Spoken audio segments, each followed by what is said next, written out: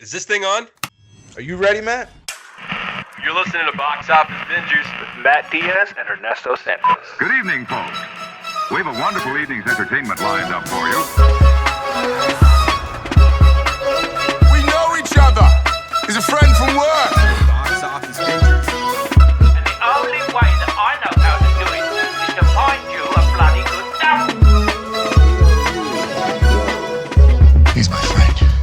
I don't have friends. I got family. I can do this all day. You know, if you put your mind to it, you can accomplish anything.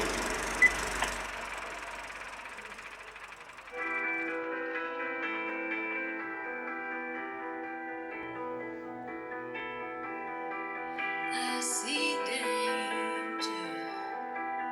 Your love's like a loaded gun. Just a stranger. In my eyes, we're always one. Never ready for it. All right, we don't want to get taken down by YouTube. Guys, welcome to episode 229. If you haven't figured it out yet, we are... Matt, tell the people, what are we reviewing this week? We are reviewing, as the poster says, M. Night Shyamalan's new experience with Trap, starring Josh. Josh. We're starring Josh Hartnett. Josh Hartnett.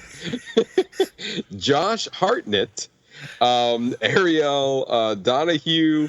Salika Shyamalan, which is M. Night Shyamalan's daughter. She's making her feature debut as Lady Raven, and is also a singer in real life. And it also stars Alison Pill. If you've seen The Newsroom, I believe that's where she is from on HBO. And you know what? We've said this before. M. Night Shyamalan's a hit or miss. And I'm going to go over some of his movies. He has The Sixth Sense. He has Unbreakable. Ooh. He has Signs. Yep. He has The Village. He has Lady in the Water. He's got The Happening. He got The Last Airbender. No, sir. That was bad. Sorry, sir.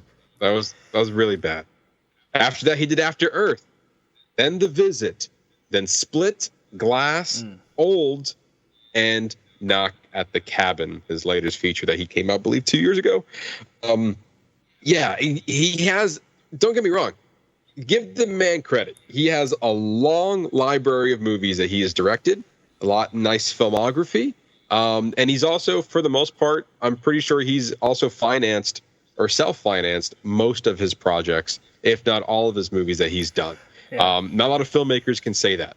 But it comes at a cost of, whether or not it's a hit or miss. For him, maybe all of them are winners. But to his audience, it's not always the case. But I do agree that every time you go in there, I think you're getting an experience. Oh, yeah, absolutely. I 100% felt that with this movie, and there's a lot to unpack on this one.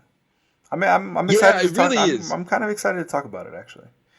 Yeah, and kind of like, again, just referring to the poster, 30,000 fans, 300 cops, one serial killer, no escape. In an interview, M. Night Shyamalan said that his pitch and concept for the movie revolved around the question, what if Silence of the Lambs happened at a Taylor Swift concert? I think at the most part, because I don't remember...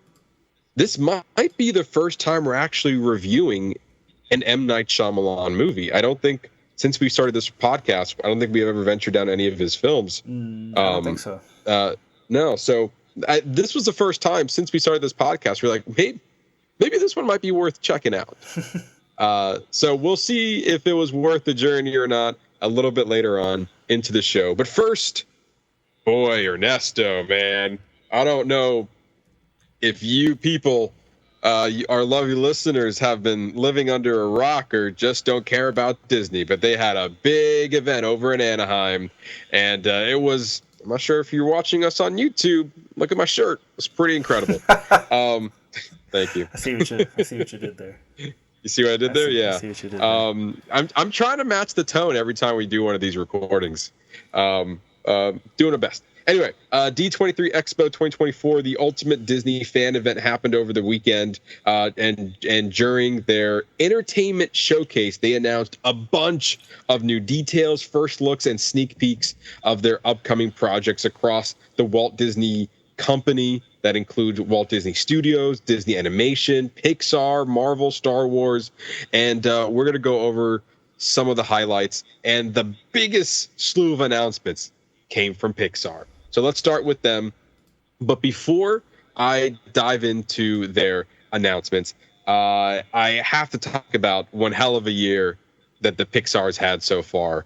Pixar has been so far. Yeah, sorry, I said it and then I read it. And I did one of those things again. Inside Out 2 has surpassed Frozen 2 to become the highest grossing animated film in history. After almost 2 months in the theaters, Inside Out 2 has generated $653 million domestically and $929 million internationally, which is insane. It has almost made $1 billion internationally alone, which is crazy to me. It bringing in the worldwide gross to a staggering $1.56 billion and counting. Frozen 2 had collected $1.45 billion during its theatrical run in 2019.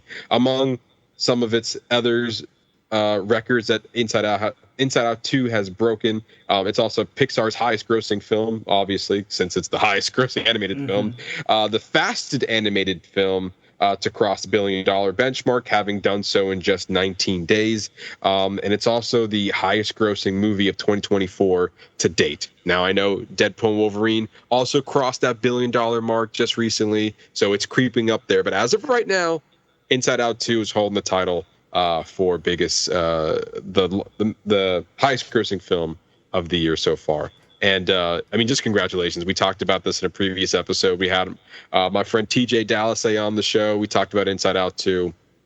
Nothing but love for this movie. It was so good. It was just a well constructed movie. As you just said, we reviewed it with TJ, and he gave some beautiful insights to his experience to it. So, it was a movie that's worth your time, whether you're a kid or an adult.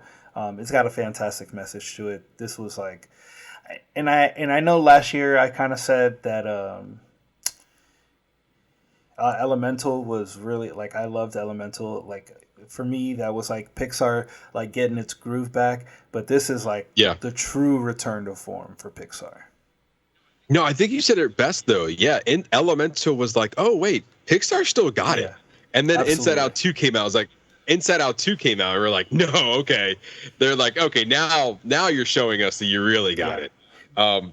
And for those who had not seen Inside Out 2 yet, and kind of have been waiting to watch it at home, Disney did announce that it's going to be available for home viewing, not on Disney Plus just yet, but you can rent it at home starting August 20th. So for those who haven't seen it yet, you'll be soon be able to watch it at home.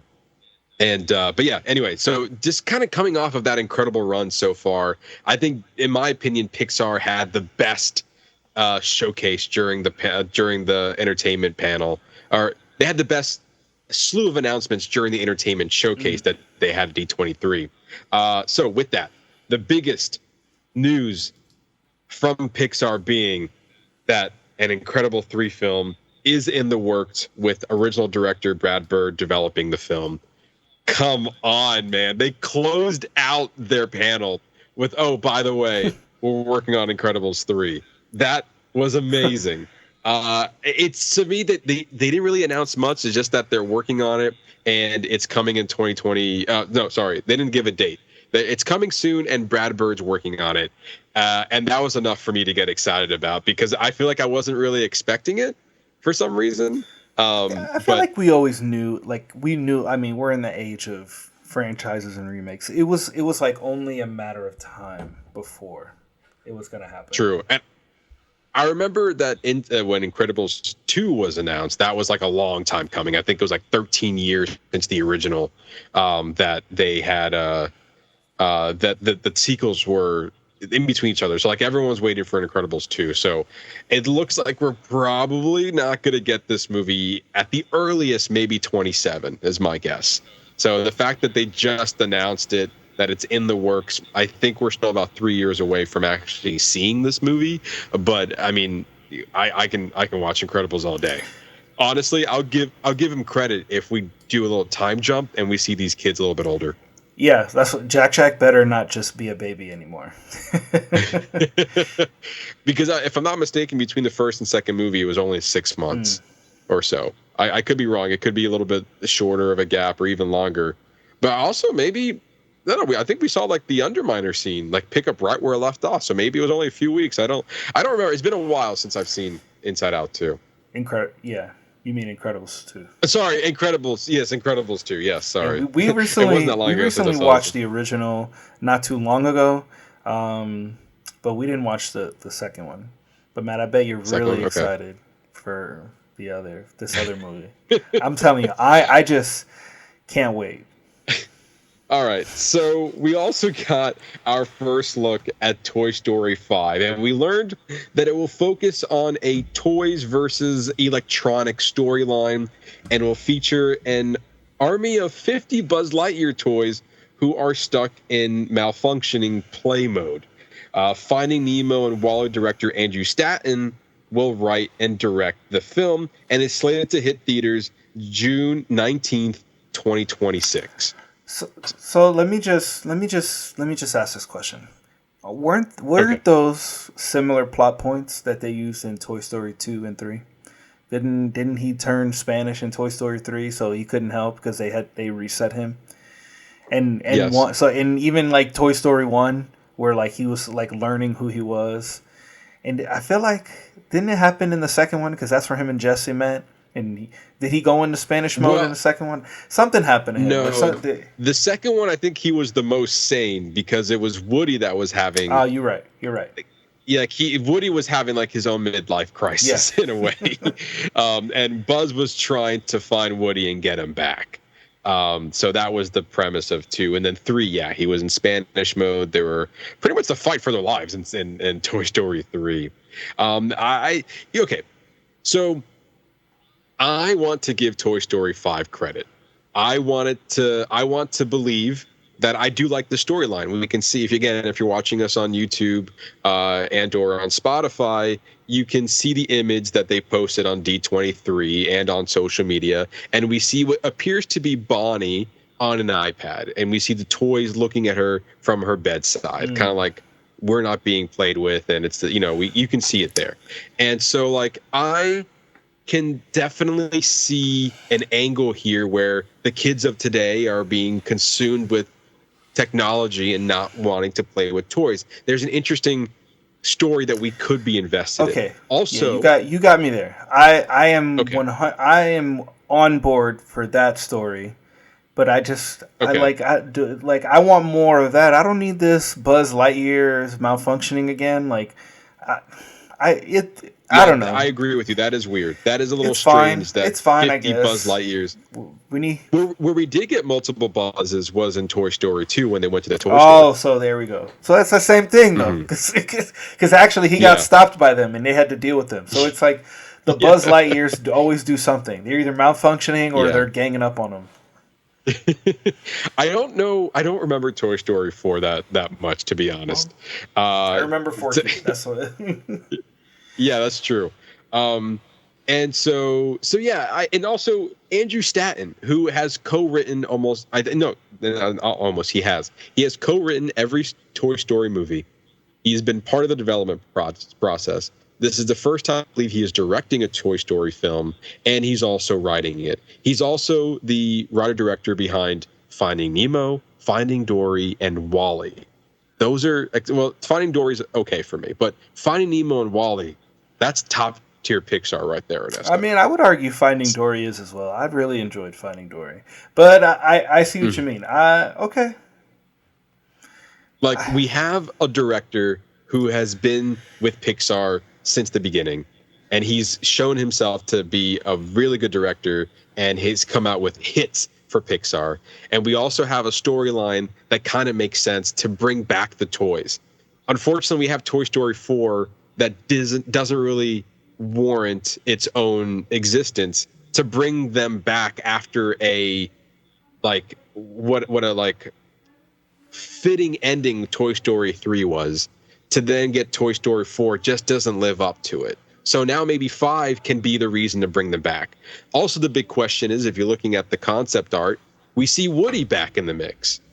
Last time we left Woody, he was with Bo Peep at a carnival or something, and he had separated with the toys. So how are they getting back together? Are they going to address that?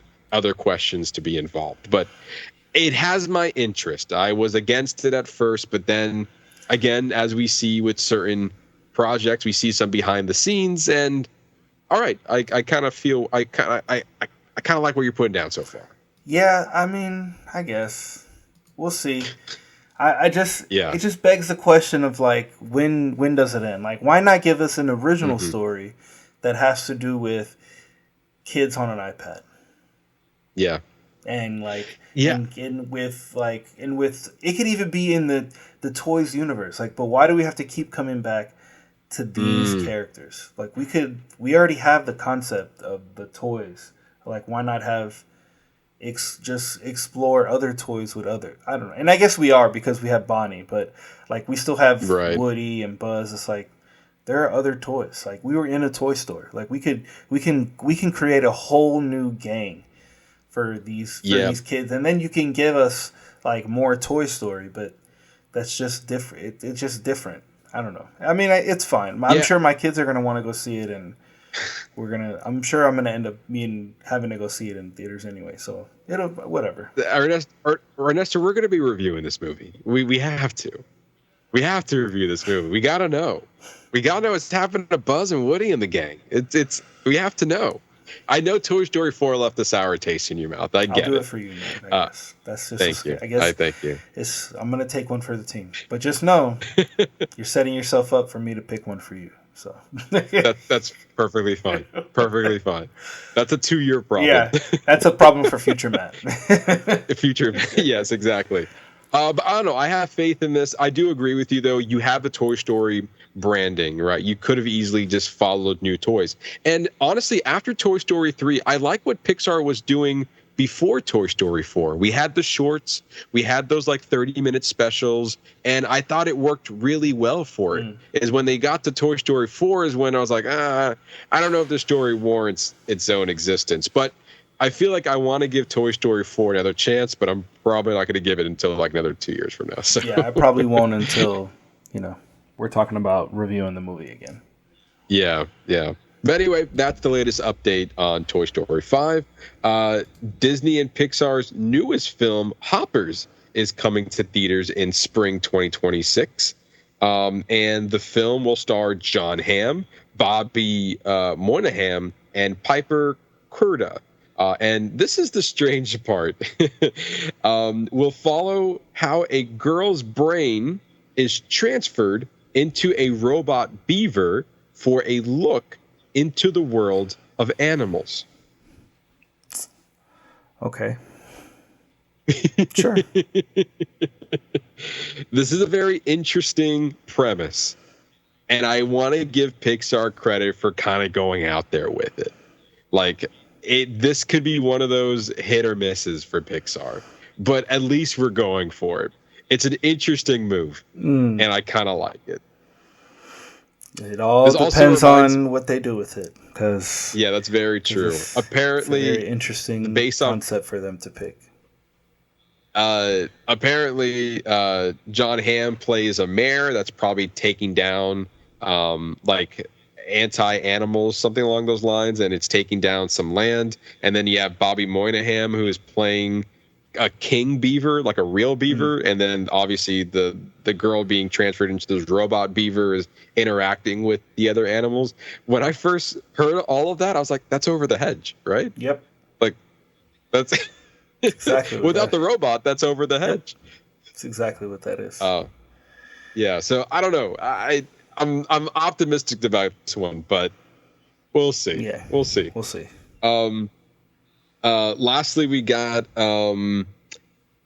Lastly, we got our first trailer of Pixar's first animated series, Win or Lose, streaming on Disney Plus December 6th.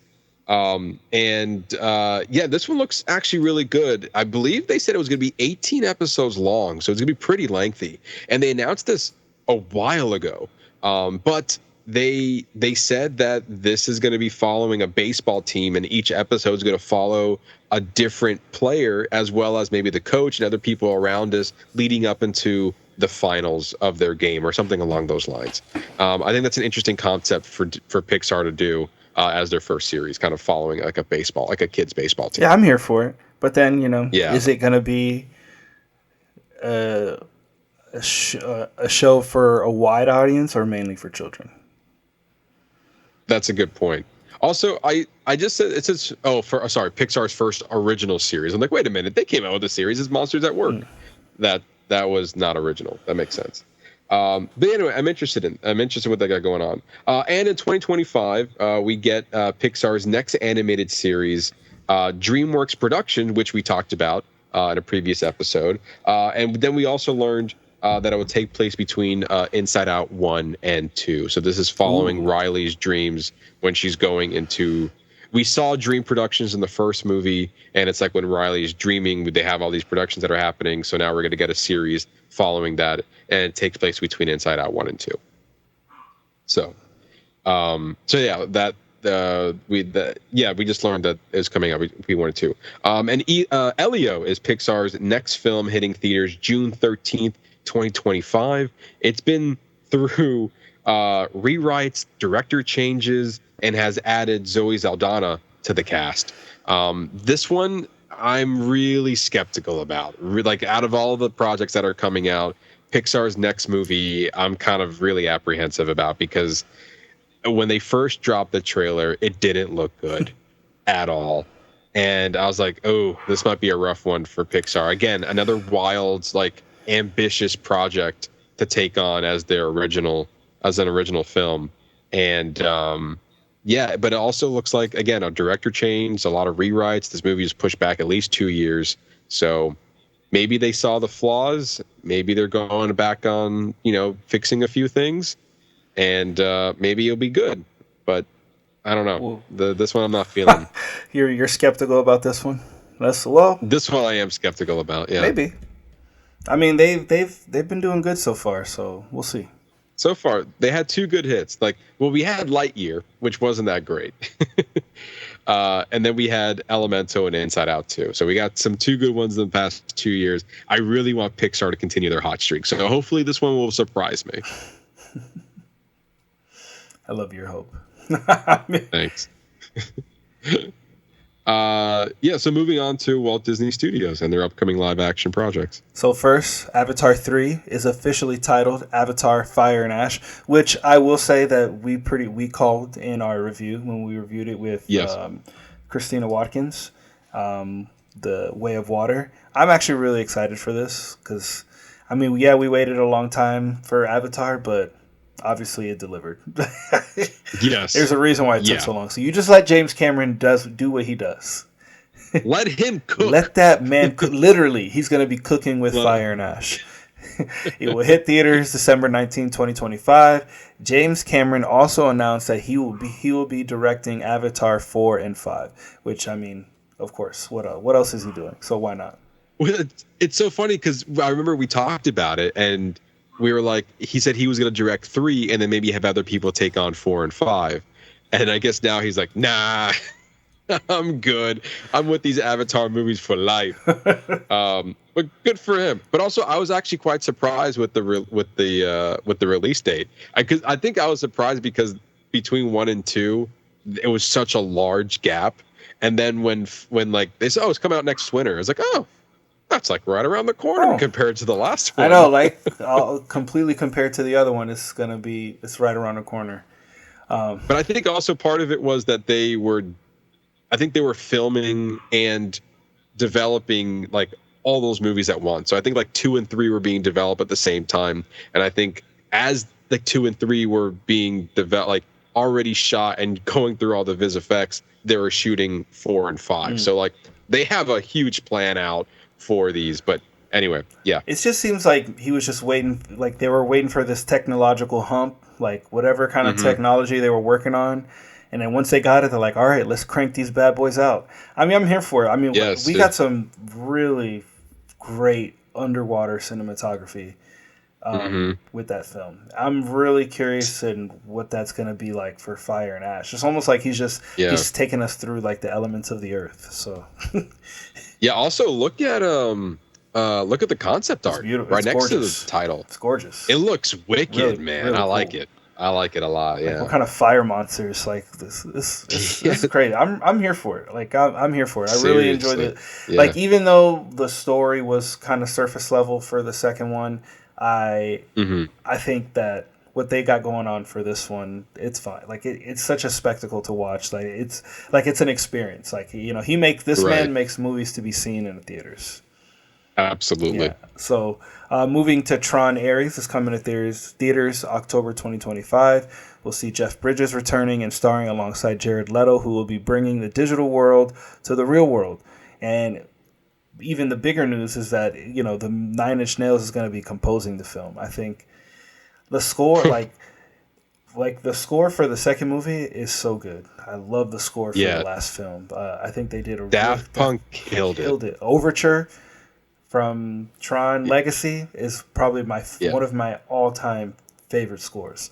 I love that they're staying true to kind of focusing on having that be a part of the film. And I think where we are with technology, with AI and stuff, I think there's a lot of really interesting aspects they can tie into the story. So I think that this is definitely going to be a good movie to check out.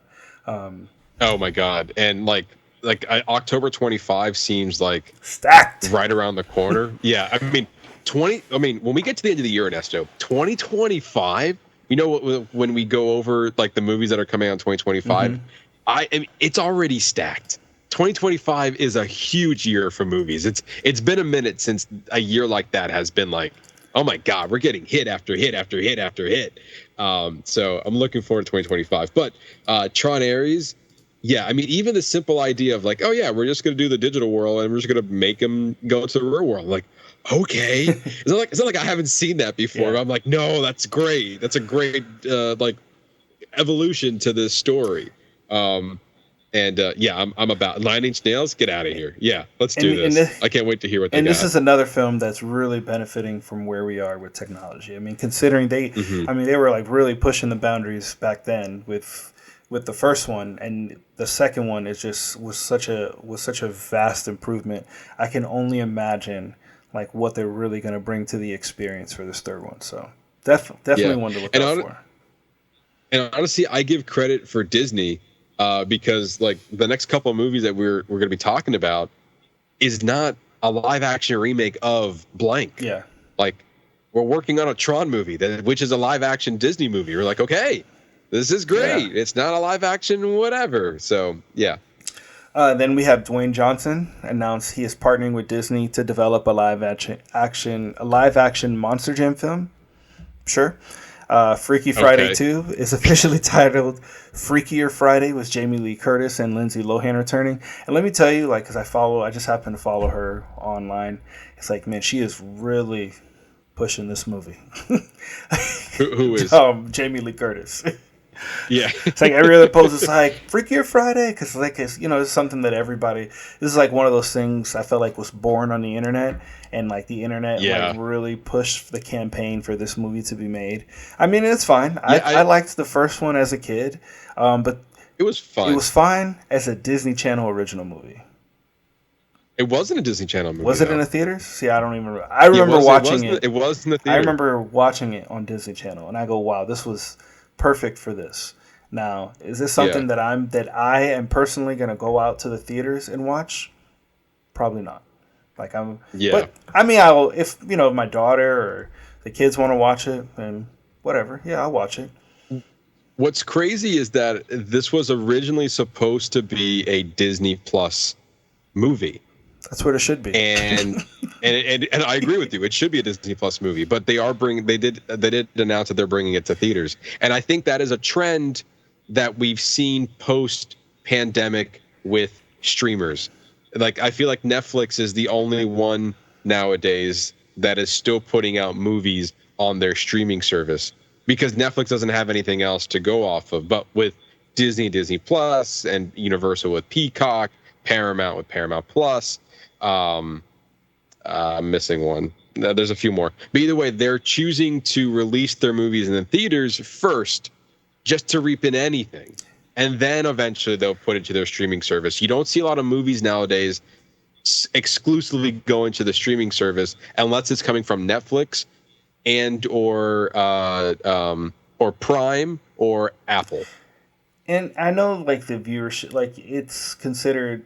I don't know. It's just when I say that, oh, it belongs on streaming, I don't mean that negatively. I mean that it's just like the nature of the content. Like, do you want to go see TikToks in the theater? No, because that short term.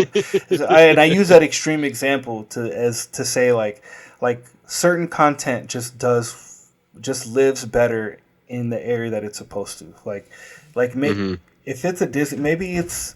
I don't know. I just don't see it as a big theatrical release. But you know what? I could be wrong. I don't see it either. I could be 100% wrong. And I mean, if you think she is now an Oscar winner, so maybe they're going off of that. Maybe like, oh, people love Jamie Lee Curtis, they're going to go to the theater to go see her. I say that with Borderlands coming out. Oh, it already came out, and it has gotten horrific reviews. Like to the point. I've seen it. You've seen it? I've seen it. Oh, yeah, I've seen it. All right, man. Hold on. We're gonna take a pause. I want to hear about this. He switched over. He's like, hold up. I know we're in the news portion, but hold up a minute. We got to talk about this one real quick. We're not doing what you're watching this week, by the way, but I think Ernesto really wants to know about Borderlands. Well, because the internet has been really shitting on this movie, almost like almost worse than Madam Web. Than Madam Web. Like, yeah. To the point where I've seen posts from actors who are going online to literally defend their film, and it's like, really. I am going to look up the Rotten Tomato score because I want to. Yeah, here it is. Nope. Let's go back. So I just want to make sure before I start speaking out of turn. Yeah. Okay. Okay. The Rotten Tomato score out of the audience score is a 52. The critic score is a 9. A 9, Ernesto. A 9 is the critic score. The movie had a budget of. I was not prepared for this. Let me. I'm pulling up the numbers now. I know the budget was pretty high. Here it is. The budget. Oh no, I went to the wrong place. I believe the budget for this movie. Yeah, thank you for doing that. 110 million. All right. So I just want to get my numbers straight before I start speaking. So Rotten Tomatoes gave it a critic score of a 9, an audience score of 52. Borderlands had a budget of $110 million. Well, and can you bring back up the box office? Yes, and it's kind of hit or miss. Like this initial reporting says 110 million. Yeah. And then there's other sites. Right, though. It's like 115. Yeah, some other sites are saying 115, but this is not including marketing. Marketing, right? Which maybe they should have invested more into, or not. I don't know. The movie opened at number 4 with $8.8 million. So far, the time of this recording, we're looking at the box office numbers now. It has made 10.2 domestically, 4.7 internationally, with a grand total of 14.9 worldwide. That is horrific. When a movie costs $110 million plus marketing, they're calling it it might be one of the worst box office in cinema history. Because of the low amount that it received opening weekend. There's no way you're not getting any higher than that. Sorry, it's just not going to happen. And I will say this. The movie is not great. It really isn't. I nodded off a little bit. Like a lot. A lot. And this was, I went to go see Trap, and then I was going to go home. But this movie started in 10 minutes. And I said, you know what? I really want to know what the hype or the hate. I want to know what the hate's about. So I decided to just like, all right, I'm going to go in there. Me and 10 other people said, let's do this at 7 p.m. So I went to go watch the movie. And you know what? It's not as bad as a 9. That 9's really harsh, man. That's a harsh rating. But I don't think it's as good as a 52. I would probably have it sit somewhere in the 30s. So that, I guess for me, that would be like a 1.5, 2 stars, maybe. Yeah, probably 1.5 for me. Seems pretty high. It was not. Seems pretty high. There was something there. It was a movie, right? You still had Cate Blanchett, Jamie Lee Curtis. Jack Black was honestly the best thing about that movie. He killed it. I believe the character's name is Claptrap. Yeah, okay. I'm not a big Borderlands fan. I knew nothing about the video games. I'm going in there purely on the movie. I forgot Kevin Hart was in it as well. Jack Black killed it as the voice for Claptrap. He did a really good job with as the robot. He brought the only humor that was in this movie.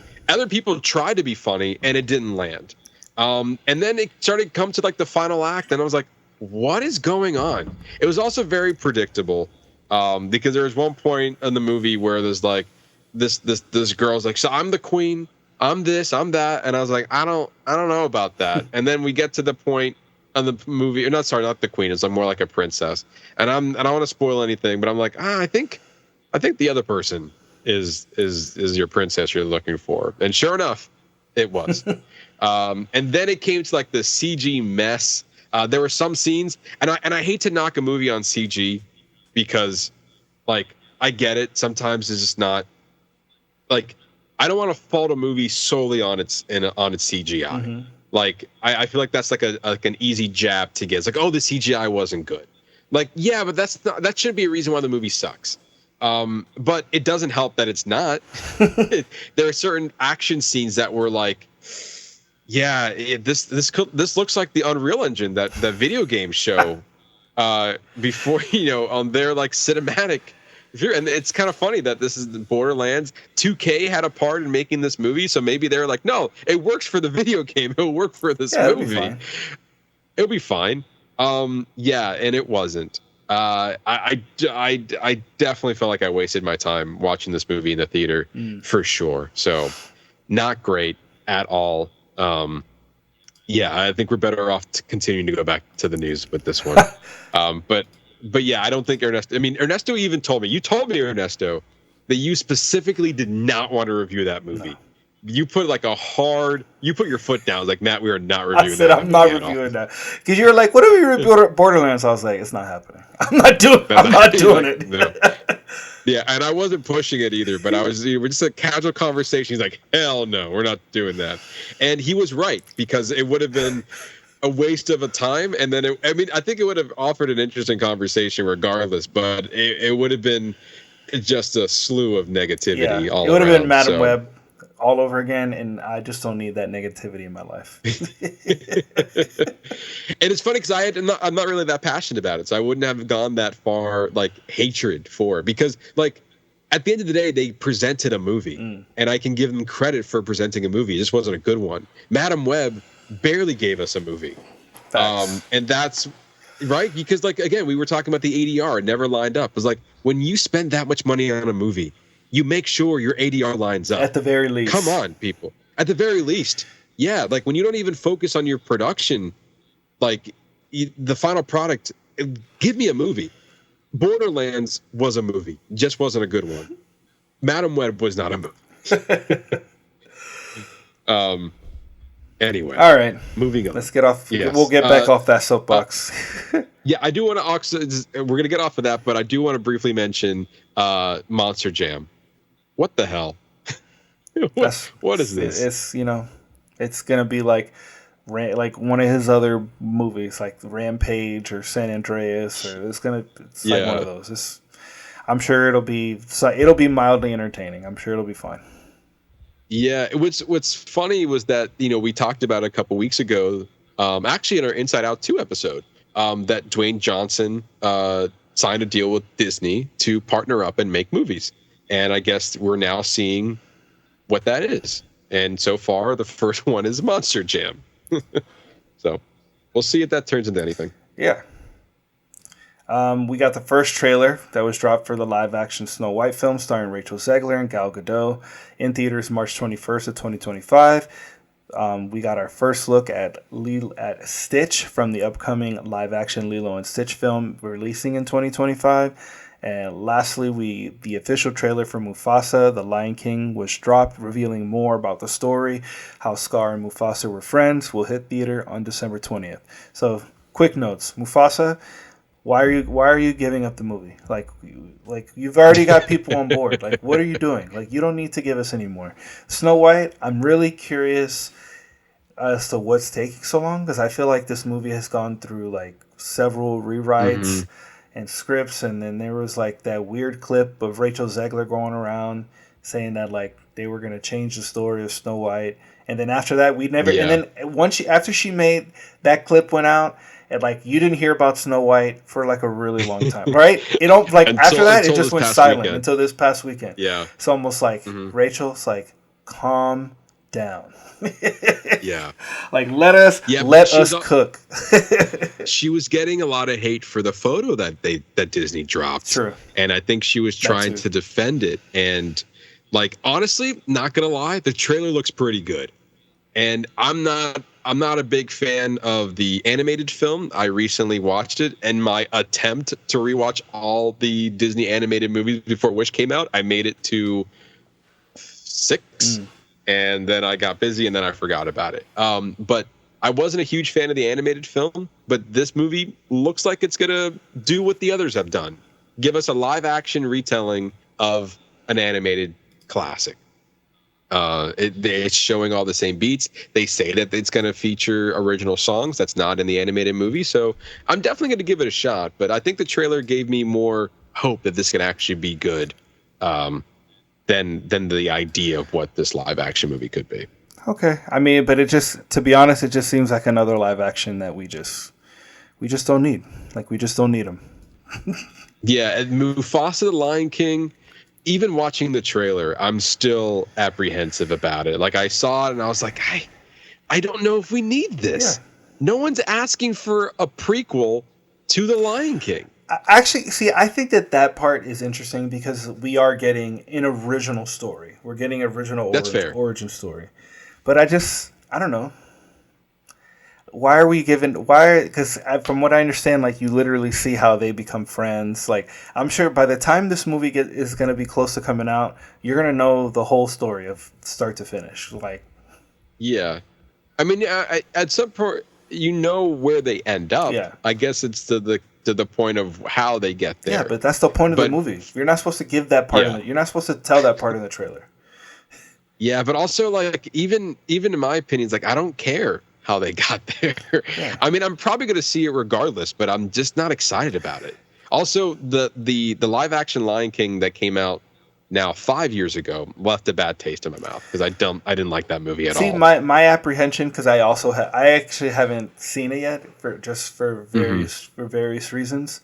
Like, for one, that it's like a shot for shot remake of the animated one. So that's like, well, I don't need to go see it. This at least is that technology that works for this. And it's an original story. Because I actually like Jungle Book. I did like Jungle Book. I agree. I liked Aladdin too. Yeah, Aladdin was good too. So this has potential, but I just feel like they're also apprehensive. So that's why we're getting a lot of information at once. Yeah, I mean, they also announced that we're getting original music from Lin-Manuel Miranda again. Mm-hmm. We've seen the good and the bad on that, though. Accurate. Very true. We because he was also attached to write original songs for The Little Mermaid, and we didn't really care for his songs in that movie, but we liked his songs in Canto, obviously Moana. Yeah. So Like there's, and I believe he also wrote some songs for Mary Poppins Return. I know he was in it, but like he's worked with Disney for quite some time. So him now on the poster, maybe not the poster, but his name attached to writing songs for doesn't hold as much weight as it used to. So we'll see if he can actually give us some good songs to come out of this. But the one I am very much excited for is Lilo and Stitch. He looks good. Yeah. That looks like a good live action Stitch, in my opinion. Yeah, I think it looks fun. I think it can offer something really different, hopefully. But at the same time, the director behind this movie is the same director who gave us Marcel the Shell with Shoes On. And I absolutely love that movie. I know, Ernesto, I was raving about that movie and actually was my top films of that year. And I want to get the director's name before we move on. Sort of there. Dean Flesher Camp is the director of Marcel the Shell with Shoes On. And he was also the human that was in the film as well. And so now Disney gave him some money and say, hey, go give us Stitch. And I love it. I love the director. I think he can give us something new and maybe something like uniquely humorous about this. I mean, the first animated film was funny and kind of cute in nature, and I feel like he can replicate that, as well as give us something new. This one has given me the most hope out of all the live action remakes that they've been doing so far. Okay, yeah, I'll give you that, because I thought the Marcel movie, I thought it was cute, and I think it'll fit for Stitch, and I think Stitch is I think out of all the live action, it's probably the one that's like the most worthy of a live action. Yes, I can agree to that. This one actually feels like, okay, he can, and also like it, depending on when they set it, like we can make some, like he's in a way also like a terrorizer, so the marketing can be fun about this too. I have a lot of hope for that one. Not much on the others. This one, I'm feeling this one. I like this one. Yeah. And summer 2025, that's like, oh, that's next year. Okay, let's go. Exactly. And then moving to Disney, from Disney Animation, Disney dropped the official trailer for Moana 2 in theaters November 27th. Zootopia 2 footage was shown exclusively to the D23 attendees, revealing Gary, a viper. He will be played by Everything Everywhere All at Once Oscar winner Ke Huy Quan. Judy Hopps and Nick DeWild go on their adventure when the sequel arrives on November 26, 2025. And then lastly, we got concept art for Frozen 3 hitting theaters November 27, 2027. Director Jennifer Lee explains why the team decided to pursue a third entry and then hinted at a potential fourth film, saying, coming out of Frozen 2, we still have some questions. A lot of questions, actually. Now you see why we need two films to tell the story. Sure. Yeah, I'm out of all of these, the only one I'm like really excited for is probably, well, I'm more excited for this Moana 2 than even the idea of a live action Moana. I guess I'm excited for and Zootopia, and maybe just not as excited for Frozen. It's fine. Frozen's fine. Like, do we need 4 Frozen films? Sure. No. I don't think we do, but why not? I think the first Frozen film was fine. Like, it was good. It was, don't get me wrong, it was good. Frozen 1 was good. Yeah. Frozen 2 was okay. Frozen 3 and 4, and like we're making this announcement, you're not putting out this movie until 2027. There's going to be another D23. Yeah. Before this movie comes out. This could have been next year's D23. Yeah, it really could have. I like Ke Huy Quan coming in for Zootopia 2. That's a fun addition. I'm actually really looking forward to Zootopia 2. I love the first movie. And so I think a sequel makes sense for this. Moana 2, I don't know. We did talk about how it was first going to be an animated series, and then Disney liked it so much that they wanted to produce it into a feature film instead. So I have, like, Moana doesn't really hold too much weight for me. I thought the first movie was fine, and I kind of forgot about it after that. So I'm here for it though. Yeah, my daughter watches it. I'm not against it. My daughter watches it on repeat, so it kind of lives in our house. But I love the music. This, to me, that's a highlight for Lin-Manuel Miranda's music is Moana. Very true. And what's weird is that I don't think he's involved in the music of the second one. That's unfortunate. It is unfortunate, but yet he's involved with like other Disney projects. It's not like he's left Disney. He's still working with Disney, just not for this movie. So I do find that a little strange. Maybe that could change between now and then. I'm not sure, but November's coming up, so it's hitting that Thanksgiving time slot. But yeah, yeah, sure. Disney animation. We're making sequels. That's what I'm hearing. Then for the next couple of years, we're getting sequels. We're abandoning the original ideas for a moment so we can boost up on our IPs because we're running out of money, apparently. Yeah. Even though you still have all the money, but we're running out of all the money. So we're just going to bank on sequels. They want billions. They no longer want millions. They want $1 billion franchises. Yeah, millions is a loss. Mm-hmm. And I think they're hoping that a Moana 2 is going to get into $1 billion because of how many people, because based off the streaming numbers, like Moana, the first film, is on the top of the charts at the end of every year, one of the most streamed movies of that year. Yes. It's up there in the top 10 almost every time. So people continuously watch it. So I think they're hoping for a big turnout from Moana 2. Yeah, it's a classic. Yeah. All right, so moving on to Star Wars. The first teaser dropped for the upcoming live-action Star Wars series Skeleton Crew, starring Jude Law, and will premiere on Disney Plus December 3rd. Exclusive footage was shown for Andor Season 2, premiering on Disney Plus in 2025. Come on, man. Let's hurry it up. I'm really looking. It's so long. We got to wait a whole another year potentially for this, even longer. The season, which takes place over the course of 4 years, will involve appearances from casting Andor droid companion K2SO, and Ben Mendelsohn will return as director Krennic. Both of those characters were shown in Rogue One, and they said that, like I said, each episode is going to be kind of time hopping a little bit within the season, within a 4-year timeline, and then I believe they said that the show will end with season 2, and the last episode is going to lead right into the events of Rogue One. Oh, that's awesome. Which makes a lot of sense. Yeah, so I'm really. Have you seen Andor season 1? We started it, but we didn't finish it. But we got to go back to it. You got to go back to it. Maybe before season 2 starts. It's still the best best Star Wars TV right now.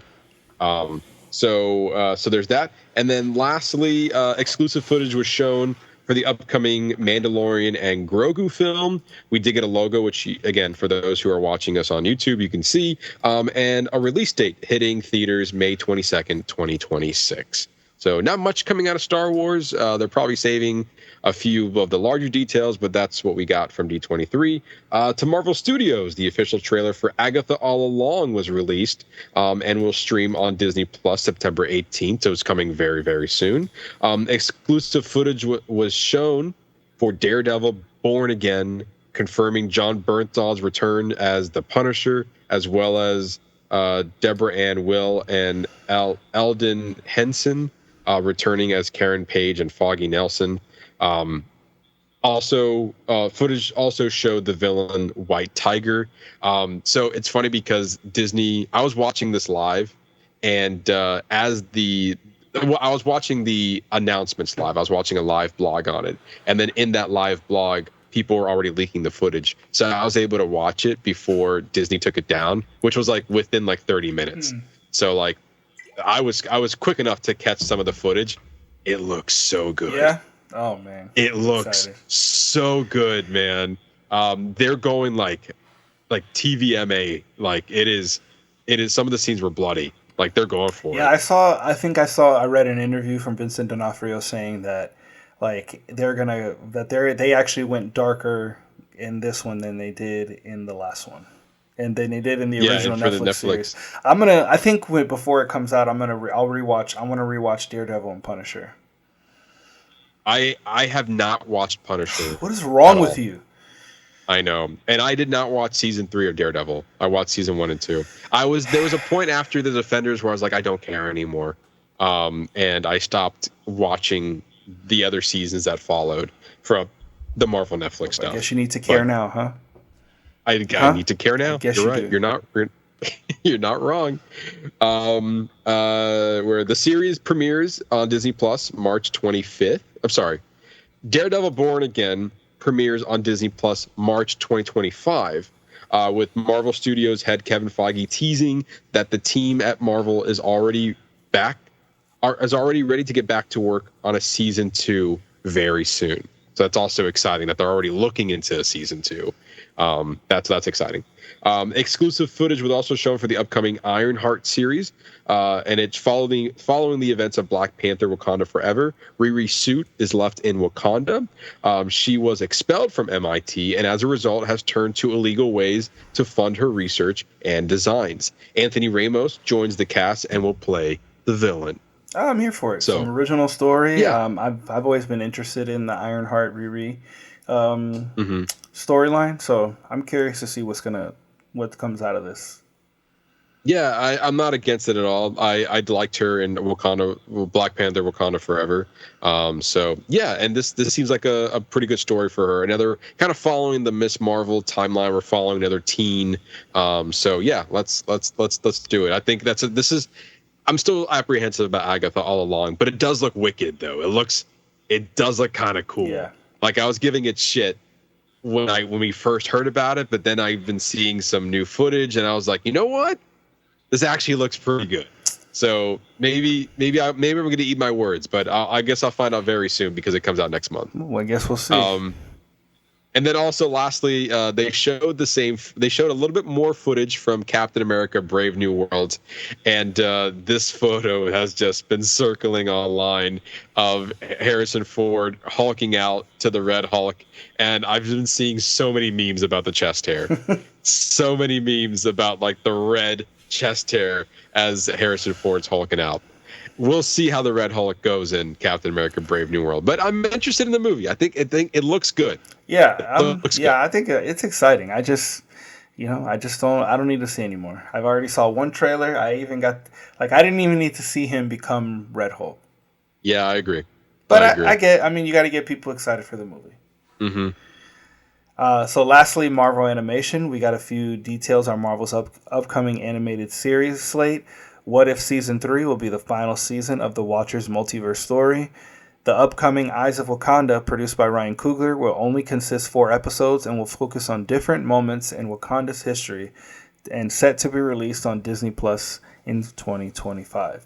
The upcoming series, Your Friendly Neighborhood Spider-Man, will focus on the early years of Spider-Man within the MCU. We'll see Coleman Domingo voicing Norman Osborn. I think that's a really interesting choice. The series is slated to stream on Disney Plus in this November. I think that's a good casting. I think he's fantastic. Yeah, we'll get to the last part and then we'll go over all of it. Yeah. And then lastly, the upcoming series Marvel Zombies will consist of 4 episodes and will have a TV MA rating. I kind of going over all of these. I think What If Season 3, I think as we're kind of wrapping up the multiverse story within the MCU, I think it makes sense that we're going to end with Season 3 as well. And I think Secret Wars is the plan to kind of wrap up the multiverse story. So let's wrap up all of them, so that kind of makes sense in my opinion. It looks like we're not getting that till maybe next year. Eyes of Wakanda, I completely forgot about this show. So that's kind of exciting that Ryan Coogler is involved. And we're going to get more rich story from Ryan Coogler about Wakanda. So I'm looking forward to that. Your Friendly Neighborhood Spider-Man. I mean, just look at the poster. Looks like they're going all out with this show. Plethora of characters. The animation looks very classic, in my opinion. We see like a classic looking Doc Ock, very reminiscent to the animated series. And yeah, if you look closely, you'll see Norman Osborn, who is in the green suit and tie, and standing right next to Spider-Man. And Coleman Domingo. Like, can we see him in a live action form soon? Maybe. Come on. I mean, I'm about that. He's going to be in the multiverse now. I mean, we'll see. Very true. I'm excited about that. I really hope that this translates into live action because I really like that. And then Marvel Zombies. I forgot about this show was coming to play. I honestly don't even know why it's existed in the first place. It's kind of a spinoff from the What If episode. 4 episodes seems about right, and looks like we might get a bloody animated series from Marvel, given that the TVMA rating, which I'm now happy that we are exploring the R rating, the TVMA. It's like we're no longer. I think Marvel has been limited to like the PG-13 they've been getting. Kind of like we're here for all ages. It doesn't hurt to kind of have some content for a more mature audience, because I feel like that's what's been holding them back. And with Deadpool and Wolverine, we got to see that what they can do with an R rating. And I think if Deadpool and Wolverine's a good indication of what they can do, then I'm very much looking forward to Daredevil. I'm very much looking forward to potentially Blade also being rated R whenever that gets off the ground. Yeah, eventually, whenever that movie gets made. That's a wrap up of all the D23 news that happened. It was a lot of news to go through, but that showcase was over 2 hours long. And so we just went over the highlights. But outside of D23, but sticking with Disney, the new Disney Plus, Hulu, and Max streaming bundle that we talked about a few episodes back has officially launched and is now available in the U.S. for eligible new and existing subscribers. The three-way bundle is priced at $16.99 per month with ads and $29.99 per month without ads. And on the ad-supported tier, that's a savings of up to about 38.8% compared to the price of the streaming services purchased separately, and about 35% savings on the no-ad tier. Disney and Warner Brothers Discovery, who are otherwise competitors, made a deal in a strategic move to boost engagement and reduce cancellations, given evidence that customers who take price discounted bundles have higher retention rates, which kind of makes sense. Yeah, because you feel like you're getting a little bit more bang for your buck. Exactly. And honestly, $16.99 for the 3 streaming services, even though it's the ad tier, it's not that bad. No, it's really not. It's pretty good. It's a pretty good deal, considering that I pay for Max separately right now, $10 a month. So for an extra $6, I get the other 2 streaming services. So I don't know. Once my Disney Plus is kind of coming to an end, because I bought that yearly, so I don't know if I can change that. But I think once that's coming to an end, maybe I might be able to just utilize this bundle, because I think it's a pretty good deal. Yeah. Also considering that Disney also just announced that the Disney Plus Hulu bundle, as well as the Hulu streaming service and Disney Plus streaming services separately, are all going up in price by $2 on all their tiers. So, I mean, when those prices are increasing, this 3-way bundle looks pretty appealing, when you could be just paying that for potentially 1 to 2 streaming services. So, something to think about if in the streaming world that's ever changing with streaming bundles. We're still in the streaming wars. I was just about to say, we started with the streaming wars, but now we are moving into the bundle wars, because that's really what it's going to be about. Yeah, seriously. But there you go. That's all the D23 news, as well as all the entertainment news we have for you guys this week. If you want more from us, you can always... If you want more... No, that's not what I said. No, I did it again. He's already shaking your head. I said it wrong. Hold on. I'm going to start over. That is all the D23 news and entertainment news we have for you guys this week. You can find all the latest entertainment, all the latest and breaking entertainment news, there you go, on our Facebook page at Box Office Bingers, and our TikTok, and on our, man, we have a lot of we have a lot of social media panels. You can find all the latest. Thank you for pulling that up. You can find all the latest and breaking entertainment news first on our social media channels, on Facebook at Box Office Bingers, and our Instagram and Threads page at boxoffice_bingers. We're going to post all the latest and breaking news over there first, and then you come back in the show and we'll talk about it. So with that, we're going to be diving in.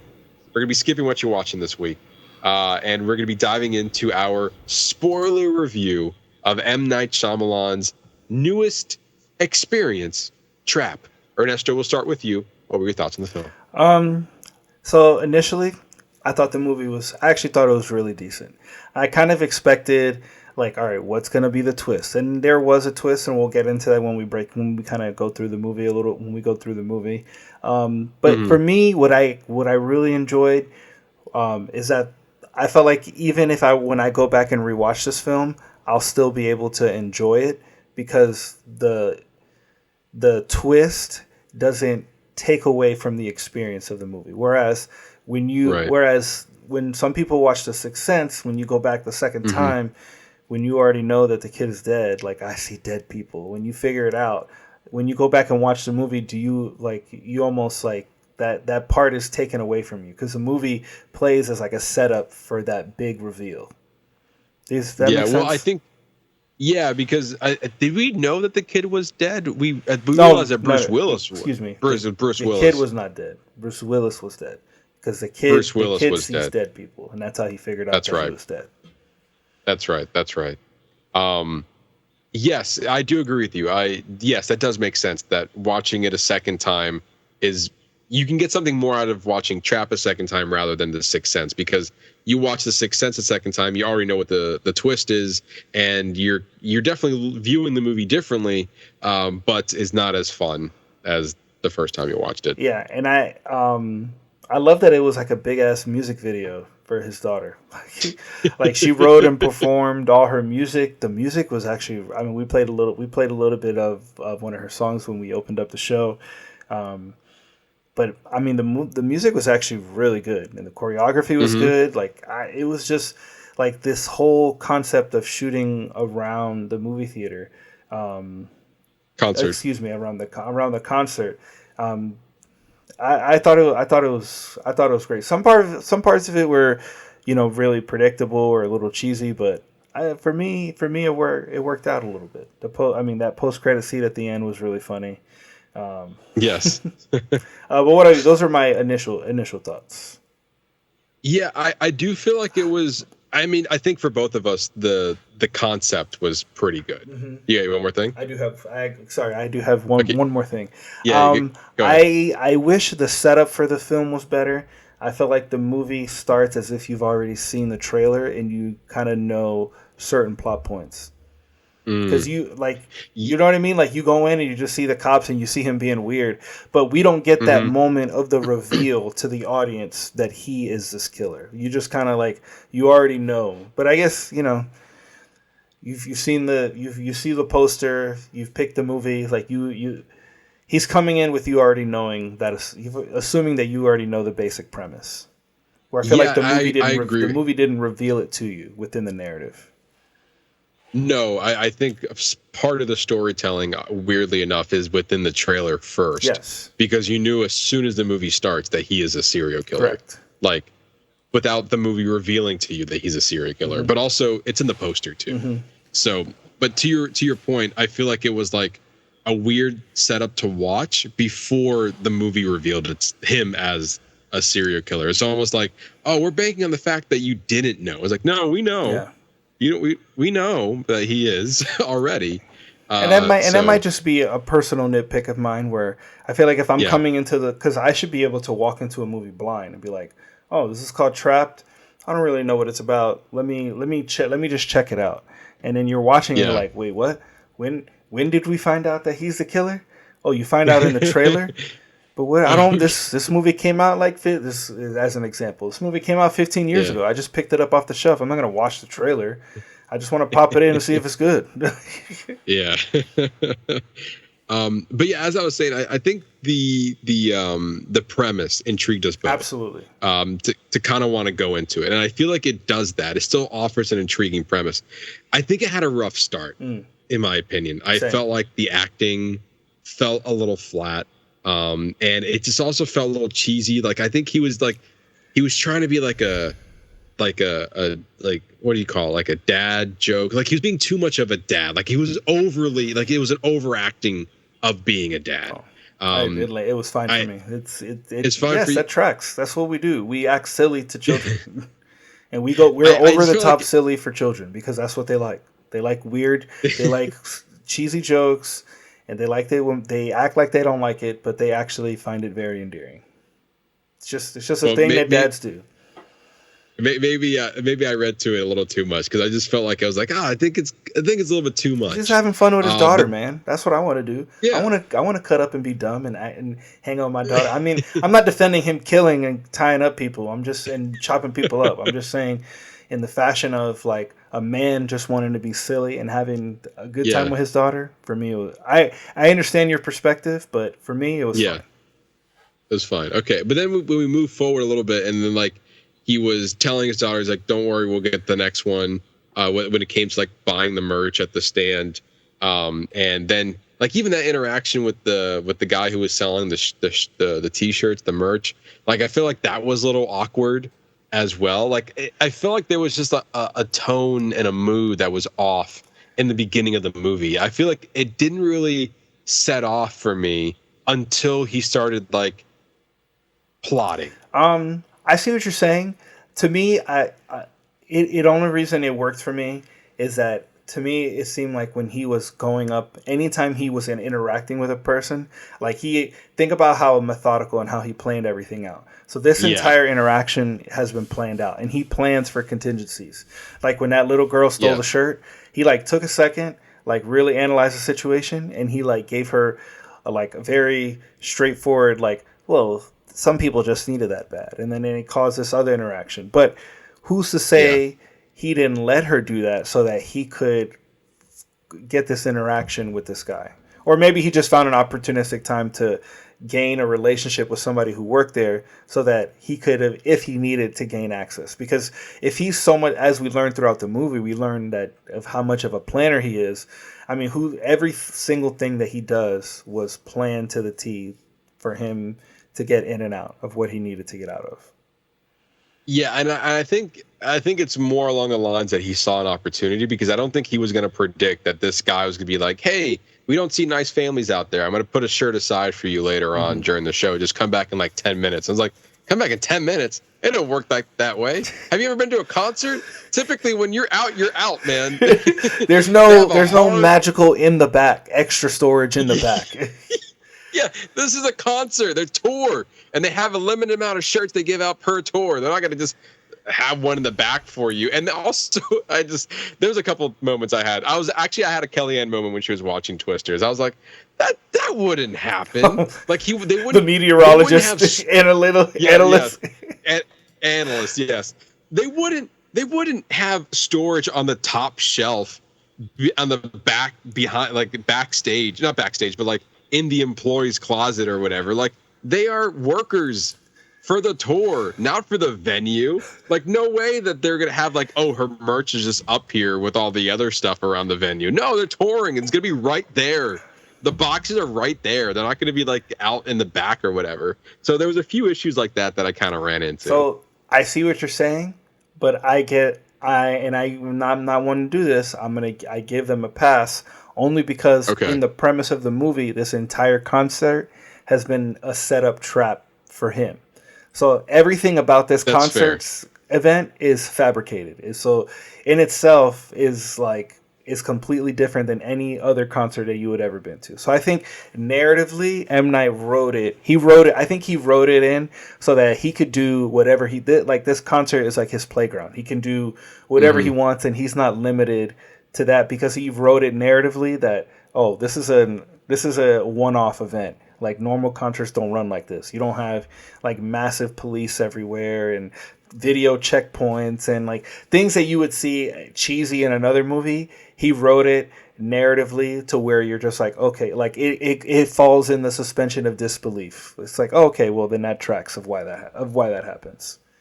Yeah, well, I don't know if this particular concert, because obviously there were people there and they said it was staged, but I was reading some of the signs back and it said it was like a 2-night event. So I don't know if they had planned to do 2 nights and then one of the concerts ended up being a trap for him with her help, or if the second concert was made to be a trap for him. So, but I think because they said that they found the receipt for the concert after the fact. So like that's how they knew to go there. It wasn't like they set up the concert because they knew that he liked the artist, you know? I think See, I think that they knew that she was going to be touring there, or she was on tour, and they either added an event in this city where they found the receipt, or because she talks about it in the end. Because I don't know, I don't remember 100%. And we're gonna go through the movie here in a second, but I think I'm pretty sure that she was there for multiple nights, and they knew that he was going to be here, and then they made the second or one of the two concerts a trap for him, or both of them, so, or maybe both of them in that town were going to be a trap, because she even said that the police reached out to her about the receipt, and that they were going to come to the concert. So I think that's what it was. He knew that they were because the receipt was for the concert that night. So then they invited a bunch of other people. They invited a bunch of other people, and then they were people who like matched the certain descriptions. Is kind of what I gathered. Yeah, I mean, maybe it's worth a rewatch as well, because I feel like that there's certain elements where I feel like that this concert was already happening, and then they swarmed it, but maybe some of them were plants. It didn't look like it was, But yeah. Anyway, let's go through the movie then. All right, so we're in Philadelphia. Firefighter Cooper Adams, he takes his daughter. He's taking her to go see Lady Raven for getting good grades. But then, as the trailer shows us, he goes inside and notices that there's massive police everywhere. There's cameras being set up everywhere. And then we get to the vendor scene where he finds up where the guy tells him tells him information that he's not supposed to tell anybody. A lot of information. He's like, hey, so this whole thing is a trap. They told us not to tell anybody, but you're a good guy. Look how good you were to your daughter in this one moment. Like, they're gonna catch the butcher, but it's not you, because you look like you're a good person. So yeah, that is a lot to go off of, to say you're a good person because you let somebody else take the last T-shirt in your size. You're a good father, but like he's obviously should be fired. Yeah, but also, like, even going forward a little bit from there, like, hey, I'll go with you to go get the T-shirt in the back. What? No, you're not gonna, like, you wait at the door. That's what I thought they were gonna do, and then I see him backstage like in the employee area with him. It's like, what are you doing? Yeah. So then once he finds out that he's gonna it's revealed to us that he is a butcher, even though they kind of bring it on you as if you already know that he's the butcher. He starts checking his footage and sees the guy tied up. He then steals Jamie's ID card, and then they just happen to tell him the passphrase so that he gets identified as an employee, so he can gain access. And then he goes into that back room, I thought this thing was really cool. Like, they're literally talking about him, and he's like smiling in the back. He's like, he was almost like really enjoying that moment of them sitting there talking about him. Like, he just looks so gleefully, and then he just pushes his way forward into hey guys, let me go get the donuts for you. Here, let me get the sugar. And I just thought it was so so sly how he played it. He's like, let me get you my stash of sugar. So establishing that is a place there where he works, that they giving them reason to not question him. Here, you guys got this. Here, let me put these donuts out. You guys want donuts? You want one? Let's get them. You guys all want these donuts? So that in that moment, I was at first I was like, are they really not going to see him just standing right back there? Like, to me, I thought this was a private conversation that they were having amongst the SWAT team, and he just walked in, and like, they're just not going to address that he's in the room standing right there and like about to beat him up for being in a place he's not supposed to be. Great police but work, then guys. Later on in that scene, and then later on they established that, it's okay for workers to be here while we're having a very confidential conversation. And I was like, I don't know, man. I think this conversation would have been in private in the confines of the SWAT team, not like any employee can just walk in and be okay with it. But at that point, he already had the badge. And again, man, poor Jamie, he's just going out here is like, what's the code? It's like, I'm not supposed to tell you the code, but Hamilton. You seem like a good Hamilton. You seem like a good guy, right? Yeah. Hamilton. Yeah. Like, I don't know. So then he steals a police Very radio silly. so that he can hear this interrogator, which I kind of wish we would have been able to spend more time with her and like really understanding psychologically what she has gathered about this guy, or maybe if we had spent even a little bit more time learning about all his past crimes, so we could really get to know him as this evil and heinous character. You know, this woman is basically like predicting his every move. You know, he's about to pull the fire alarm, and he goes, he's probably trying to cause chaos. He's gonna cause a distraction, like pull a fire alarm. And he's like, oh shit, oh maybe Ew.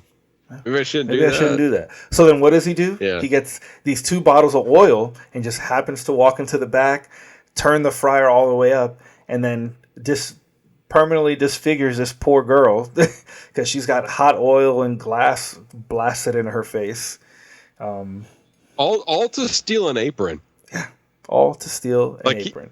Or just to he cause a could've distraction just- so he can get to the roof. Well, that's actually a good point. That's probably what it was more likely. And then in the process, he took an apron, which it led to the most, in my opinion, like one of the luckiest scenes for him, because I feel like he got caught. But then when he got up to the roof and then he saw the police officers up there, they're like, hey, you're supposed to be here. And then he's talking about like, oh, there's a commotion up there and I'm just trying to get some fresh air and this is the spot, whatever. And then they told him like, let me see your ID.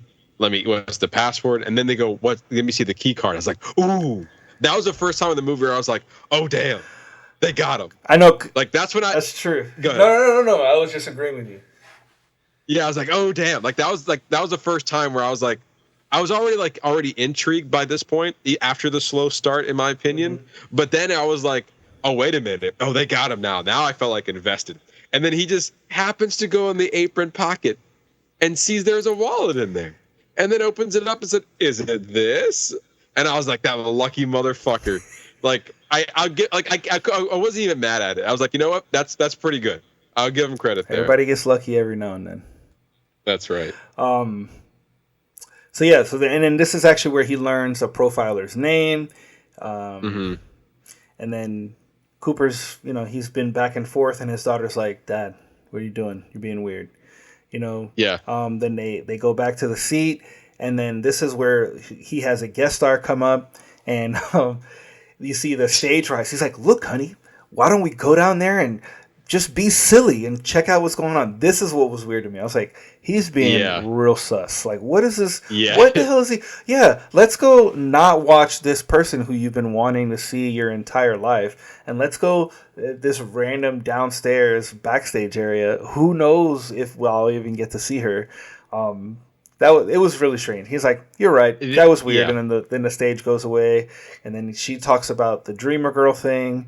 And then this is where we get the famous cameo from M. Night Shyamalan. He always comes in and cameos in his movie. I want to go back there for that scene a second, because I do agree with you. It was a little weird that he even offered that to her. But then also, you can, in a way, you kind of see him panicking a little bit because he's like thinking erratically at this point. Because he's like, okay, I do feel like I'm trapped. I can't really go in many places. Also, throughout this movie so far, he's seeing the police clock other people that's fitting his description. And so like I feel like he feels like he's getting cornered in a way, and he's like trying to plot his every move. And that was like, oh, that's one I would take, but I can't because I have my daughter here. So, and like, wouldn't it be fun? And he's like, no. I was like, yeah, you're right. So like I also agree it was a little strange, but I think it's kind of in a way showcasing that he's like exploring all options, and he can see how much of that is running out, and eventually they're going to get him. So he needs to think of something quick. Mm-hmm. Yeah, absolutely. So, but then he's presented with this Dreamer Girl thing where, this person gets to go on stage and dance with Lady Raven. But then in doing so, they get access to the backstage area. So then this is where Cooper walks out, and then he finds M. Night Shyamalan, who's cameoing in the movie, and he's playing her uncle, not her dad, which that's his daughter in real life, which whatever. Sure. He gives him this story about his daughter be recovering from leukemia, and then they just never bring it up to her. Like in any of these instances, nobody says. I think maybe he mentioned something about her not wanting to talk about it, but they just don't question. They're like, okay. So then they come up, and she's the dreamer girl, and they're standing backstage, and there's a couple of moments where the cops are looking around, and there's this girl who's about to fall, and it's actually it's funny because this moment we're presented with this moment earlier where he has the opportunity to save the girl who's about to fall down the stairs or push her down, and then in that moment he pushed that lady down the stairs and she fell. It's like, oh, I think she fell, and he tried to leave out the front, but then in this moment he captures her and brings her to the tent, but it almost like he planned it just so he could avoid the profiler who was walking the area at that exact same time. Yeah, on top of that, he also established a better rapport with the people behind in backstage to be like, hey, can I just like get closer to my car if we just leave this way? And it's like, oh, sure. Because he's already seen as like a helpful and like a good abiding citizen at that point. He's helping other people in the crowd in the little medic area. Also, the nurse that was there was like, can we keep him? I was like, dude, he just sat somebody down and puts ice pack. Calm down. Yeah, and he would building rapport with the medical staff, with the producers, with the backstage producers, like really just trying to entrench himself, like his trap, literally his trap, just everywhere, just trying to get in and everywhere. So then, we get the concert ends, and he asks the lady, "Oh, hey, can we just leave through backstage area?" So then they're going backstage, and they're waiting to say goodbye to Lady Raven. And I don't remember. When they're leaving, they're like, "Oh, yeah, you can leave through backstage. You just got to walk through those cops over there." And this is obviously the moment that he's trying to avoid. So then he uses this moment. He grabs Lady Raven. He brings her into the room, and he just unveils himself to her. Like says that, Yeah, well, he didn't necessarily grab her. She was like Lady Raven was gonna say goodbye, and he was using this opportunity. He's like, "Hey, I know you know about. Yeah, can I talk to you for a second? I know you know about my daughter's condition." And then he was able to get her alone in her dressing room, I guess. And to me, this was the most shocking part of the movie when he was like, "Here's all my cards." Yep. I was like, literally, I wrote that on my notes. Like, that's a ballsy move right there. Like now you outed yourself. That's a Hail Mary. Yes. That's a huge Hail Mary. But yeah, and he was just like, hey, I'm the guy you're looking for. I'm the butcher. Look, you want this person to die? No. All right. Let me go. Like, let us go in your limo, like get us out of the security, and then just drop us off by our car, and we'll be good to go. And this is where we kind of see Lady Raven go into act. She pretty much comes into action because it's almost like this little chess game between the two of them leading up to the events that happen later. So first, they get into the limo, and then they're talking, and he's like, "Oh, you can just drop us off anywhere." But she's like, "Well, she's trying to get more out of him and try to stay connected with him so that they can catch him or, do whatever they need to do." And she's like, "Well, Riley, take me to your house." And then she gets on the phone, and then interesting when we learn about the turn and twist later, because then she calls her mom, and her mom's like, "Absolutely." So it's like already we're seeing the setup for the end game right there at that very moment, because then they go, and then he's upset. He's like, what is he gonna say? This is the one woman that my daughter wanted to be with her life. What am I? And how can I not give her what we want? So it's like the movie's called Trap, but he traps himself when he had a daughter, because there's certain things that he can't account for that he's going to have to get into. And this is one of those moments. And this is the first domino that effectively leads to what becomes his downfall in the end of the movie. Well, you can still feel that he's trying throughout the movie in his weird way, in his strange way, I should say. He's still trying to be a good dad. Obviously, he bought the ticket. Like he wants to show his daughter a good time for a concert that she's always wanted to go to. So I think it even plays even better and a move I wasn't really expecting. In my opinion, I feel like this is the real twist of the movie, was that Lady Raven is now turning the tables on him because I just thought that, okay, we're just going to leave. Like, they're going to drop him off on the corner, and then the story is going to progress in a similar fashion. There was also part of me that felt like I never knew we were going to leave the venue. Same. I thought the whole movie was going to take place in the venue. So, and when we got out of it, I was like, oh, okay, all right, this movie still got some time left. So where are we going with this? And then when Lady Raven was like, yeah, let's go. I want to go visit your house. And I was like, I was like, Lady Raven, well, hold up a minute. Like, what are you trying to do now? Because then you see the tables are turned, and she's trying to plot something as he felt like he was in the clear. Mm-hmm. Like he was done. Like he was like, oh, I got this. All we have to do is leave this limo and we're good to go. Yep. And then she was like, no, you're not. And I think that's when the movie got really interesting, and that's when the tension for me started rising a bunch. I think I felt a lot of that tension building when we were in the concert, just a lot of that back and forth. But I agree with you. This is when we're getting to that boiling point, because once we get to the house, he's like, all right, honey, it's nice knowing you. Peace out, Lady Raven. She's like, can I come inside? And then he's like trying to push her out, and he's like, once again, like, can't be rude. And once again, introduced by the mother, brought in to bring them into the house. So they come into the house, and she starts, they see that they get on the conversation of the piano, and they, or they talk about that. She brings up they talk about the butcher. That's right. They talk about the whole butcher thing, and that the whole reason trying for to give it. she's trying to give like the family clues. It's like, the whole concert tonight was for the butcher. Mm-hmm. And she was like, oh, he's like, yeah, the butcher said it's about yay tall, this and this. And he's like, you're good. You don't have to stay any longer. You've definitely not overstayed, but like, you've done more than enough. You can leave now. And then without a beat, she was like about to leave, and then she goes, I can play a song.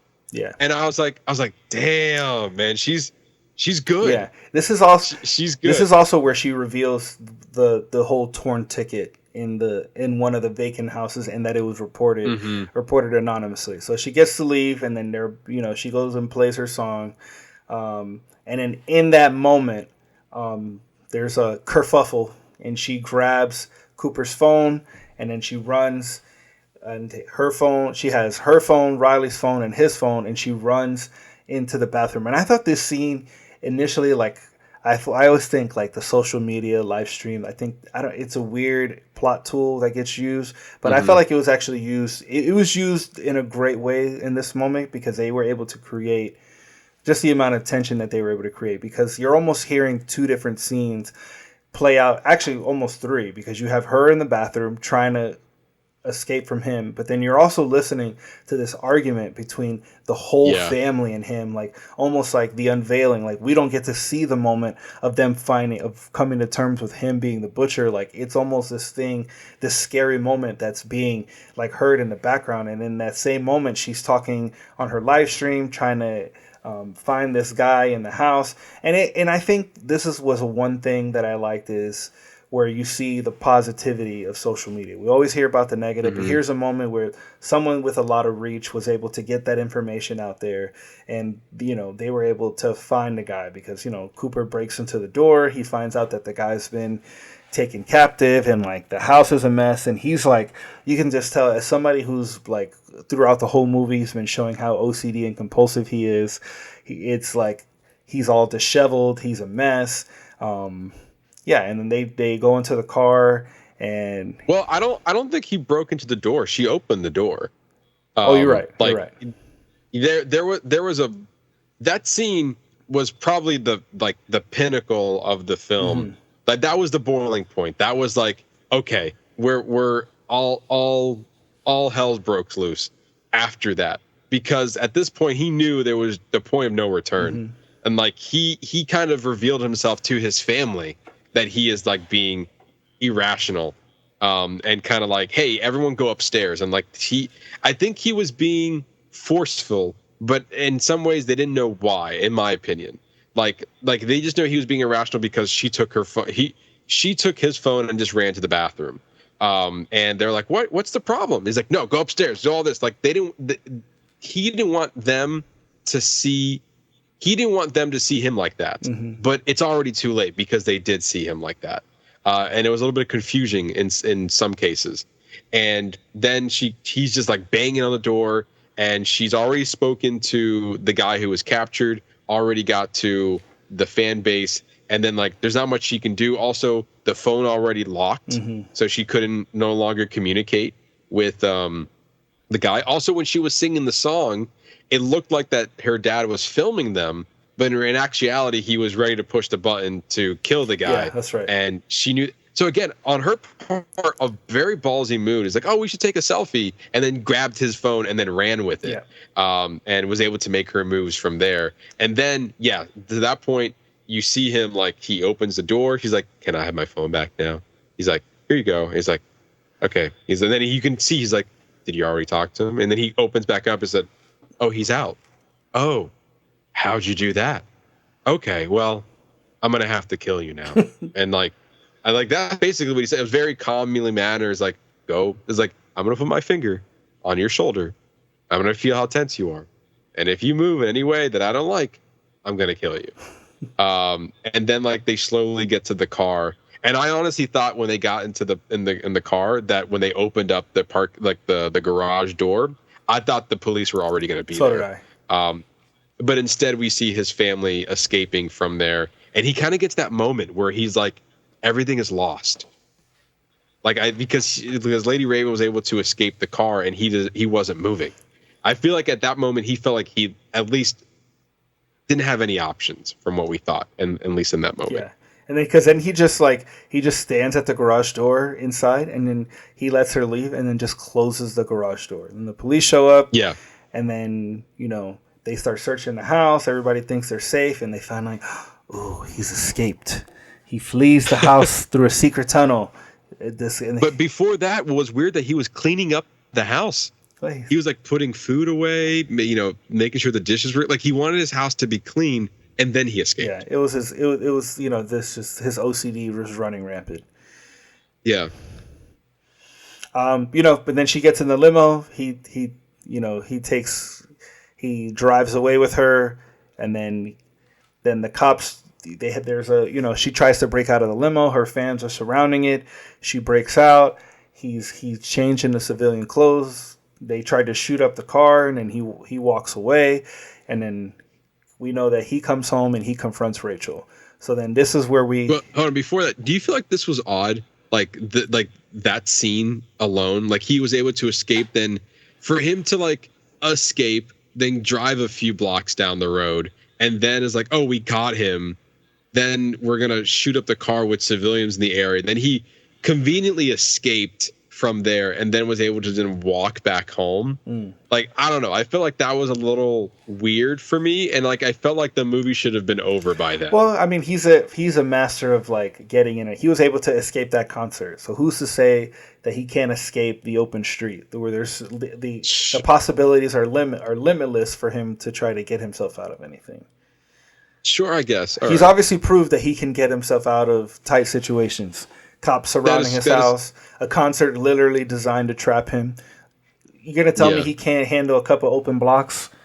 I'm not not that to the degree, but I feel like that scene was maybe overkill. Like I didn't think we needed him to drive off and to eventually just come back to the house. Okay, that's kind of where I'm at with that. I'm not saying he was unable to escape, but also she cleverly realized that people realized that it was a limo, maybe her, and she was able to reach the window to kind of, and like I just feel like also at that point he's like, can I just catch a break with you? What are we doing? Yeah, but then eventually he goes back home and confronts his wife Rachel, who decides to stay there. But I think that was by design, obviously. Yes, because he comes home and confronts Rachel, and then this is where we get the reveal that Rachel confesses that she had suspected he was the butcher, and she left the receipt in the vacant house because he's so meticulous. He knows that he would never leave something like that behind in that house. And it makes sense because, they have this whole interaction, like almost like husband and wife. He's like, how did you know? He's like, how did you know I wasn't having an affair? And she goes, honestly, it was the clothes. Like you can't, coming home, your laundry smelled like like hospital cleaning chemicals, as opposed to like another woman's perfume or something like that. Yeah, he even said like, "Yeah, I can't hide that." Like, he even said that. Like, "Yeah, all right, I got you there." He's like, "Yeah, I didn't plan for that." So then she entices him with some pie. He tells him how much he hates her, and like he's not even upset that she's gonna die. He's just upset about the kids, and that he's pretty much gonna enjoy watching her die. But then he finds out very quickly that he was drugged. Because his tool bag his like to-go bag that he must have left out during that whole scene, and then he starts hallucinating and seeing his mom in the doorway, and then he runs over, and then he's tased by SWAT, and he pretty much like hulks out, like you literally see like every vein in his body pop out, and it took a lot for them to take him down. Like he was like on top of that one guy, like squishing his eyeballs into his skull, which is, I'm sure, like that was, if that had happened in real life, like that would be absolutely horrific. Okay, so I thought at that moment I knew that, okay, this is maybe the twist, right? This is the twist of the movie, which I didn't really see as the twist. I felt like Lady Raven turn the tables on him was more of the twist, in my opinion. But at that moment, when he was confronting his wife, I was like, wait, is the wife the serial killer? For a brief moment, I thought that the wife was a serial killer and he was covering for her actions. Oh. And that's why she was being right. And it was like, that's why you said, so how, like that's why they were talking about the receipt. It was like, so it was like, so you left the receipt, why would you leave the receipt there? And that's when I thought, I was like, oh, maybe he's like telling her like, hey, you messed up and now I'm paying for it. But no, it wasn't that case at all. But for a brief, like 3 minutes, I was like built up in my head that she was the killer. And then now that the movie was over, I was like, man, that would have been a better twist. Like, that it was, yeah, I was wrong. But I still like where we went with it. I guess. Yeah, it was fun. The twist, and it was fun. They tase the shit out of him, and then they handcuff him. And as he's walking out, he just happens to fix one of the bikes before they put him in this vehicle. He's driving away. We get like the happy ending with the family. They get everybody's cold, so everybody gets the blankets, standing outside, and kind of just going over stuff. And then you see him get in the car, and he's in there. He pulls that one. I guess he had ripped off one of the spokes off the bicycle, and he's used that to pick the locks. And he started laughing, just kind of insinuating that he has once again got himself out of whatever trap. And then that leads to the mid-credit scene where Jamie, the guy from the concert, learns of Cooper's identity while watching the news. I thought it was a fun little wrap up on the end of the movie. That the end credit scene was really funny. Yeah. It definitely reminded me like toward the end of like Get Out, when like you think it's going to be the police, but it ends up being his friend Reggie. And so like it reminded me of that. But okay, there were two scenes at the very end. One, I don't think after you finally apprehended the dude that you would have allowed him to fix the bike. Like, you've gotten this far. I understand that he was OCD, and at the moment you're like, oh, he's just we saw this previously, that he was cleaning his house before he escaped, and he just wanted, his bike to be, the daughter bike in the yard to be in nice kept condition. I get that. But you really gonna let him do that? Like, you spent all this time trying to get him, then you're gonna let him let him go down and bring up a bike? I don't know. I didn't believe that. And then also his daughter's rushing in, and like, you're not gonna stop her either. You're gonna just let him hug him? Like, I don't know. Like, we spent a lot of time trying to catch this man, and you're giving him a lot of leeway here. And ultimately, he still used that to his advantage and was presumably able to escape. Yeah, I wish overall I enjoyed the movie. Mm-hmm. But I feel like I wish the movie was maybe a little bit smarter in certain areas. Like, I liked where they went with certain scenes, not with others. Okay. And I feel like when it came to the ending, I really wish that, like, because at the end of the day, it made it seem like that he's still the smartest person in the room. And I feel like in some cases, I wish that he wasn't. And maybe that was the ending we got because his wife was able to get the upper hand in that scene. But then he ultimately still ends up, we can find out he's escaped. Also, for the kids to come back that quickly, like they must not have been that far, obviously, because this was still a trap. The ending of the movie was still a trap for him, because she was involved with the police, and the kids probably were close by, and but I didn't think they were going to send them back home that quickly as he's literally walking out. At least let him leave first and then bring the kids back. But anyway, I just felt like in some cases I wish that he was still not the smartest person in the room. Like after all of his troubles, he was still like they were able to still best him in some way, shape, or form. But at the end of the day, he is still he still was able to escape.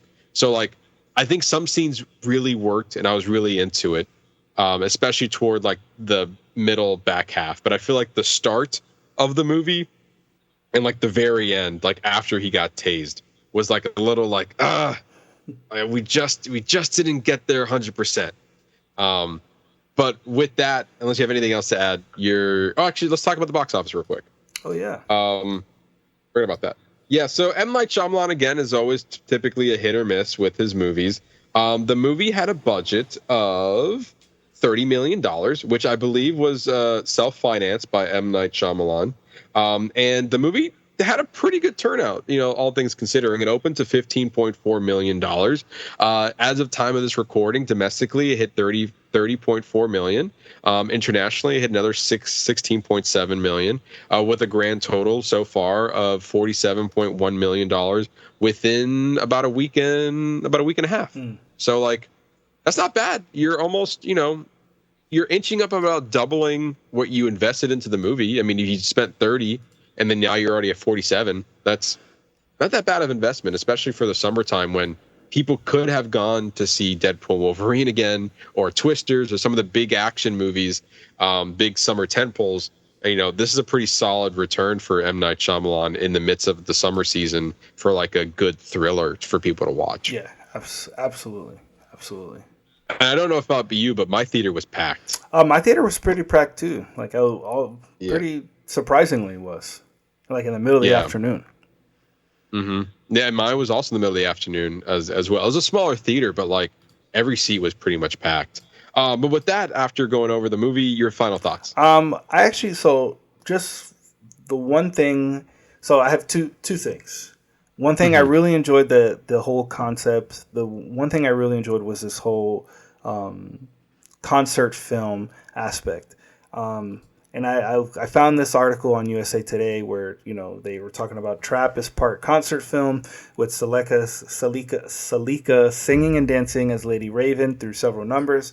Both her and Shyamalan love Princess Purple Rain, and Shyamalan wanted a soundtrack where the buoyancy and the artistry of the music is affecting the movie in a significant way. So Shyamalan wrote a script that called for 14 songs that Salika would write, perform, mix, produce, and learn choreography. Like, it was insane. Like, and they just talk about how crazy that is. And I just think that's a true testament from him, whereas maybe some of the story was as lazy, I truly felt the concert experience felt seamless. Like, it felt like at no point did I feel like it was a fake. I felt like we were at a real concert. And I've listened to a couple of podcasts where he talks about like how difficult it was to just create that concert experience and to effectively shoot your narrative around this concert and not have them like take away from each other, like having to manage that balance between the two. So for me, like I really enjoyed just the effort that was put into making this film. I don't know if if there was ever mentioned, but I always felt like the concert was always shot and shown through the perspective of the audience and or the viewer. Yes. So there, when like once the Butcher was backstage, we were only still seeing the concert through his perspective, or we were only seeing the concert through the crowd perspective. We were never seeing it as like a highly produced version on stage production. Yes. which I thought was really interesting. And, you know, we have these moments with the profiler where she's talking about him, and I thought that was interesting. I thought an interesting aspect for this film is if they had gone through this like if he was like Joe from You, where like if you were in his head listening to what him process like everything and kind of just his moment by moment analysis of getting out of the concert. If we were to hear that inner monologue, I think that would have been another great added layer to the film. I agree with you there. Yeah. I think that would have added a lot to the film. So out of 5 stars, I'm going to give it, it was still a solid film. So I'm going to give it 3.5, maybe even 4. You know what? Maybe 4 because for the effort of the concert film and the music slaps. The music is good. I haven't listened to the soundtrack. I have on repeat. But on repeat? All right, I'll have to give it a look then. I just finished a podcast, so maybe I'll go listen to her album. But I literally in my head was thinking 3.5 stars for me. Like I feel like I was explaining, there are a few scenes that worked, there are a few scenes that didn't. But overall, I like for the majority of the movie, I was like invested into this, like how is he going to get out? And I just feel like some of the ways were kind of cheesy, but then other ways were like, oh, this is good. Yeah. Like especially when Lady Raven was then now getting involved into this and her trying to stop him, or not be able to get away. And I was like, okay, this is good. This is different. I like this. I haven't really seen this in a while. And I give M. Night Shyamalan a lot of credit because it definitely felt like something I have never seen before, like from start to finish. Like to have a horror movie surrounded by a concert and kind of give you that concert experience within an individual, the butcher, trying to escape it. I think that was a good, I don't know, that was a good story to tell of something I've never seen before. And I think for the most part, I thought it was told well, at least interestingly enough. What's the word? It was told in a really entertaining way that I can be invested as well as kind of get roped into the intensity of it. I wouldn't really count this much as a horror film. More of a thriller. Because it's very much a thriller. I know on there it says horror, but like we didn't really see him do any of those things. We just know that he did. Like we see him trap up somebody, but we never saw him cut up anybody. So if this movie did get a sequel, maybe they might lean into the horror aspect of it. But I did like kind of getting into his process a little bit. Yeah. Not as a serial killer, but like, oh, I'm about to get trapped. I'm trapped. How do I get out of this? And I feel like they were able to go down different, really entertaining avenues that made me kind of keep guessing on, like, oh no, they almost got him, and like, oh, he got this far, but like, yeah, overall, I thought it was a really good movie, and I think it's a good solid 3.5 stars for me. Like, I think this is probably one of his better movies since Split. Yes, I agree. I agree with that 100%. Like, yeah, like Split was a really good movie. I mean, Split is like top tier James McAvoy. I mean, that movie's incredible. Oh my god. Good. Oh my god, yeah. And then I think lately, M. Night Shyamalan has not been getting those hits lately. Yeah. But I think this was, to me, this one's really good. I think this is up there for me on his filmography. I will agree with you, sir.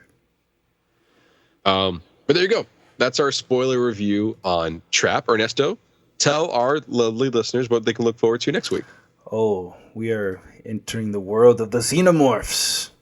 We will be reviewing Alien Romulus. I've never been big into the Alien franchise. Like I've heard good things about the original with Sigourney Weaver. I mean, it's considered a classic movie.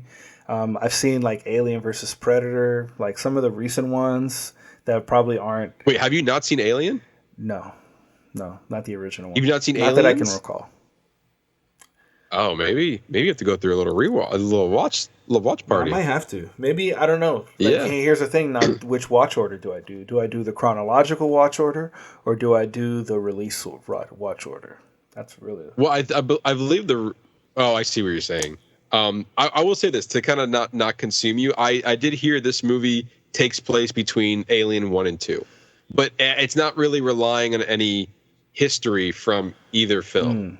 But like chronologically, it takes place between the events 1 and 2. Maybe I'll just watch him release order then. Yeah, that might be best because I don't think they're touching the prequel stuff like Prometheus or Covenant. I don't think they're touching that. I think they're going. This movie looks really good, and I really like the director who did Don't Breathe. I can't really what's his name, Fede Alvarez, and he did Don't Breathe. Which, if you haven't seen Don't Breathe, it's such an intense movie. It's so good. Really, really good. So I was really excited for him when I was really excited when I saw that he was attached to Alien Romulus, and then when I saw the trailer, I was like, "Oh, we're going back to old school Alien." This is very reminiscent to old school. Like we're more or less trapped on this spaceship where no one can hear you scream, which was the tagline, and we're trying to survive the night for the most part. And then there's an alien on the ship, and it definitely gets that vibe. Going into Alien Romulus. So at the very least, I think I recommend you watching the first movie so you can get the vibe that they're trying to emulate with this movie. Okay. And if you like it, then I think you should go and I think you should watch Aliens, which is directed by James Cameron, which is more of an action-packed movie. Rather than like Alien is a sci-fi horror, and this movie feels like it's gonna emulate that, the Alien Romulus. But then like because Ridley Scott directed the first movie, James Cameron directed the second movie, and Aliens definitely feels more of a sci-fi thriller, like an adventure, more like an adventure film. So, yeah, more like an action movie, for sure. Where like the first movie was definitely horror, but I'm really excited for this one because it definitely feels like it's going back to its roots. So, and then if we're lucky enough, we can get some guests onto the show, and we're gonna have a good conversation about it. Yeah, absolutely. But there you go. That's all the show we have for you guys this week. We really appreciate everyone just coming out and just listen to us and just talk about movies. Really do appreciate it. If you want more from us, you can always follow us on our social media channels on Facebook, YouTube, and TikTok at Box Office Bingers, our X and Letterboxd page at Box Office Binger, and our Threads and Instagram page at Box Office_Bingers. The fun doesn't stop here. It continues on all of our social media channels. So be sure to check out all of them.